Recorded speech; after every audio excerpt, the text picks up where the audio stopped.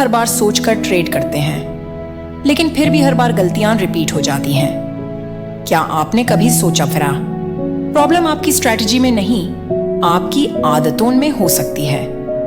हर successful trader के पीछे एक सिंपल राज होता है, हैबिट लूप का कंट्रोल। और इसी राज को the power of habit book में साइंटिफिक तरीके से एक्सप्लेन किया गया है। अगर आप ट्रेडिंग में लॉन्ग टर्म सक्सेस चाहते हैं तो यह वीडियो आपके लिए गेम चेंजर हो सकता है, क्योंकि आदतें बदलती हैं और आदतें ही आपका फ्यूचर बनाती हैं। The power of habits book summary में हम हैबिट लूप को समझना, वैज्ञानिक तरीके से आदत बनाना, प्रभावशाली आदतों को पहचानना, आदतें और इच्छा शक्ति, छोटी जीत और गति बढ़ाने के बारे में जानेंगे। लेखक चार्ल्स डुहिग द्वारा लिखित the power of habits book हमें आदतों के सिद्धांत को बताती है। यह बुक कहानियों, रिसर्च और व्यावहारिक सोच के माध्यम से आदतों के नियमों को उजागर करती है, जिन्हें जानकर ऐसा लगता है कि आदतें हमारी नियति नहीं है, बल्कि एक विकल्प है जिसे हम हर दिन चुनते हैं। हमारे द्वारा जाने अनजाने में डाली गई आदतें अगर हमें पसंद है तो उन्हें और बेहतर, और पसंद नहीं है तो इन्हें इस बुक की मदद से छोड़ा भी जा सकता है। सफल लोग इसलिए सफल नहीं होते कि वे बहुत मेहनती होते हैं, बल्कि इसलिए सफल होते हैं क्योंकि उनकी आदतें सफलता की ओर ले जाने वाली होती हैं, इसलिए वे धीरे धीरे सफलता तक पहुंच ही जाते हैं। इस बुक में से हम क्या सीखने वाले हैं? तो पहली हैबिट लूप को समझना, दूसरी वैज्ञानिक तरीके से आदत बनाना, तीसरी प्रभावशाली आदतों को पहचानना, चौथी आदतें और इच्छा शक्ति पांचवी, छोटी जीत और गति, और छठा निष्कर्ष। चलिए तो शुरुआत करते हैं पहले से, जो हैबिट लूप को समझना। हैबिट लूप 3 क्रियाओं से मिलकर बना है, जिसमें संकेत, दिनचर्या और इनाम शामिल है। इन तीनों क्रियाओं के काम करने के बाद ही हम किसी आदत के चक्र में फंसते हैं। संकेत आदत या क्रिया को शुरू करने के लिए एक ट्रिगर का काम करता है। दिनचर्या वे क्रियाएं हैं जो हम संकेतों के जवाब में करते हैं। पुरस्कार इन व्यवहारों को मजबूत करता है। इनाम जितना संतुष्टिदायक होगा, उतना ही हम उस आदत को बार बार दोहराएंगे। मान लीजिए कि हमें सुबह उठते ही सबसे पहले अपना फोन चेक करने की आदत है, तो सुबह उठना या नींद से उठना हमारे लिए एक संकेत होता है कि हमें अपना फोन चेक करना है। उसके बाद हम बिस्तर में लेटे लेटे ही फोन चलाने लगते हैं। यह कुछ समय बाद हमारी दिनचर्या बन जाता है और सोशल मीडिया नोटिफिकेशन या हमारे फोन देखना हमारे लिए इनाम का काम करता है। यह दिनचर्या हम जितनी बार दोहराते हैं, यह हमारे लिए एक आदत का चक्र बन जाती है। सुबह उठना, फोन देखना, चाहे हमें कोई काम हो या ना हो। इससे बचने के लिए हम अपना फोन अपने बिस्तर से दूर रख सकते हैं या घर के किसी सदस्य को दे सकते हैं, ताकि हमारी इस आदत के चक्र को तोड़ा जा सके। दूसरा है वैज्ञानिक तरीके से आदत बनाना। हमारी हर आदत हमारे माइंड में एक पैटर्न बनाती है। जब हम नई परेशानी में होते हैं, तब हमारा माइंड ज्यादा एक्टिव होता है और हर चीज को याद करने की कोशिश करता है, और जब हमें उस परेशानी का हल मिल जाता है, तब हमारा माइंड उस प्रक्रिया को याद कर लेता है और उसका एक पैटर्न बना लेता है। जब हम दोबारा वैसी ही परिस्थितियों का सामना करते हैं, तब हमारा माइंड उस पैटर्न को फिर से दोहराता है। इस प्रकार वह पैटर्न हमारे दिमाग में और मजबूत होता जाता है। कुछ समय बाद हमें इस आदत के पैटर्न पर अधिक सोच विचार की आवश्यकता नहीं होती है।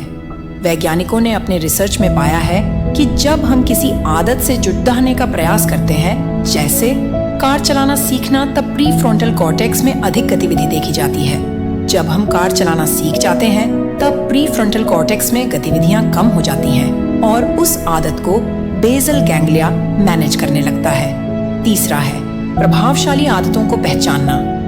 लेखक उन आदतों को ढूंढने और उन पर काम करने पर जोर देते हैं जिसका प्रभाव हमारी जिंदगी के दूसरे कामों पर भी पड़ता है, क्योंकि यह आदतें हमें कम कामों में अधिक उत्पादक बना देती हैं। हमारा जीवन पूरी तरह आदतों पर ही चलता है और इन आदतों में कुछ हमें सफलता की ओर ले जाती है तो कुछ असफलता की ओर, और कुछ हमें कहीं नहीं ले जाती।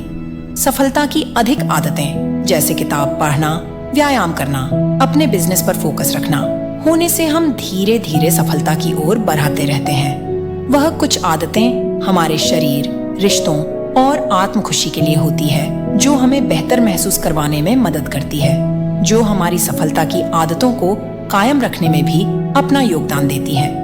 कुछ आदतें जैसे सीखने के लिए तैयार न रहना, दूसरों को दोष देना, साफ सफाई का ध्यान न रखना, अपने खाने पर ध्यान न देना, हमें असफलता की ओर ले जाती है। इनकी पहचान करना और इन्हें कम करना जरूरी है, क्योंकि यह जितनी कम रहेंगी उतनी अधिक सफल आदतों को फॉलो करने का समय होगा।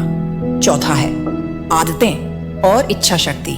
हम सभी जानते हैं कि हमारी इच्छा शक्ति हमें कार्य करने की प्रेरणा देती है, लेकिन केवल इच्छा शक्ति होने से हम किसी कार्य में महारत हासिल नहीं कर सकते या लंबे समय में सफलता हासिल नहीं कर सकते। इसके लिए हमें आदतों का भी उपयोग करना होता है। दिन भर में हम अनगिनत निर्णयों और कठिनाइयों का सामना करते हैं, जो हमारे आत्मनियंत्रण के भंडार को खत्म कर देते हैं। परिणाम स्वरूप असफल आदतों को छोड़ने या नई आदतों को स्थापित करने के लिए केवल इच्छा शक्ति पर निर्भर रहना चुनौतीपूर्ण हो सकता है। इसलिए लेखक हमें अपनी असफल आदतों को अधिक रोकने और सफल आदतों को अधिक जोर देने से अच्छा उसे डिफॉल्ट आदतें बनाने पर जोर देते हैं, क्योंकि जो आदतें हमें पसंद नहीं होती उन्हें रोकने की कोशिश करने से हम अपने लिए नकारात्मक भावना महसूस कर सकते हैं। उदाहरण के लिए, अस्वास्थ्य भोजन से विरोध करने के बजाय खुद को स्वास्थ्य भोजन दे और अपने आसपास स्वास्थ्य भोजन रखने पर भी ध्यान दे। अगर हमें किताब पढ़ना शुरू करना है तो हमें अपने आसपास पढ़ने की सामग्री या किताबें रखनी होगी, ताकि हमें बार बार किताबें पढ़ने की इच्छा हो, ना कि उन्हें छोड़ देने की। पांचवी है छोटी जीत और गति। छोटी जीतें जो हमें महत्वहीन लग सकती हैं, लेकिन उनका हमारे लक्ष्यों को प्राप्त करने में महत्वपूर्ण प्रभाव पढ़ता है, जो हमारी आदतों में गति देती है और निरंतर प्रयास को प्रेरित करती है। छोटी जीत का जश्न मनाने से सकारात्मक व्यवहार मजबूत होता है और प्रगति की भावना पैदा होती है, जो हमारे आत्मविश्वास और मनोबल भी बढ़ा देती है।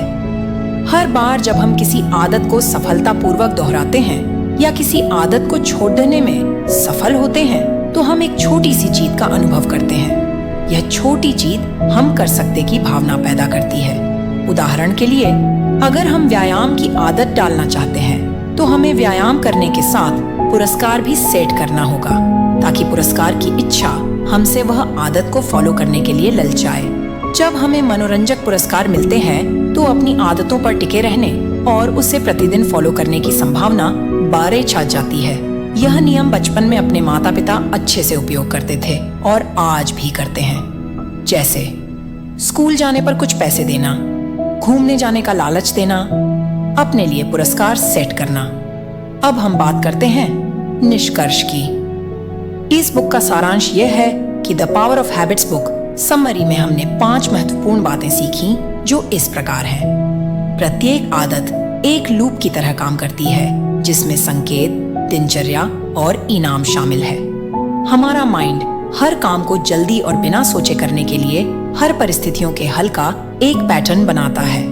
हमें लेवरेज वाली आदतों को पहचान कर अपनी आदतों से अपने जीवन को बेहतर कर सकते हैं। हम आदतों को पूरी तरह इच्छा शक्ति पर नहीं छोड़ सकते, इसलिए हमें इन्हें डिफॉल्ट बनाना होता है। छोटी छोटी जीतें हमें अपनी आदतों पर कायम रहने की प्रेरणा देती है। तो दोस्तों, ये थी द पावर ऑफ हैबिट की कहानी, जिसमें छुपी है सक्सेस की असली चाबी। लेकिन अब बारी है एक कदम और आगे बढ़ने की, क्योंकि अगला वीडियो आ रहा है द ट्रेडर्स माइंडसेट फॉर्मूला, एक ऐसी बुक जो आपके ट्रेडिंग के सोचने का तरीका ही बदल देगी।